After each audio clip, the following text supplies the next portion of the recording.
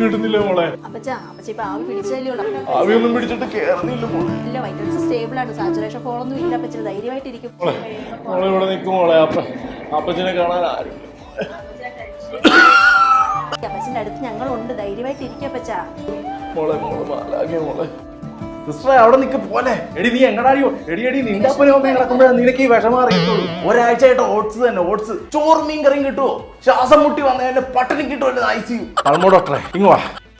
എന്നെ നോക്കണ സിസ്റ്റർ ഇല്ലേ, ആ ചാടി കിടക്കണവള്, അവളാ തിരിഞ്ഞു നോക്കാത്ത. അവക്കെതിരെ എനിക്ക് പരാതിയുണ്ട്, ഞാൻ എഴുതിത്തരാം. അപ്പച്ചൻ എങ്ങനെ വന്നതെന്ന് അപ്പച്ചന് ഓർമ്മയുണ്ടാവില്ല, പക്ഷെ ഞങ്ങൾക്ക് ഓർമ്മയുണ്ട്. അവർ ഒരുപാട് കഷ്ടപ്പെട്ടിട്ട് അപ്പച്ചൻ ഇന്നിങ്ങനെ സംസാരിക്കും. ചിട്ടറിന്റെ ജോലി ചിട്ടർ ചെയ്തു അല്ലേ? കാശ് വാങ്ങണല്ലേ? എന്നെ നിങ്ങളിവിടെ പിടിച്ചെടുത്ത് എന്തോരം കാശ് പിടിയുന്നുണ്ട്. അതിൽ നിന്ന് അവള് കാശ് വാങ്ങണില്ലേ?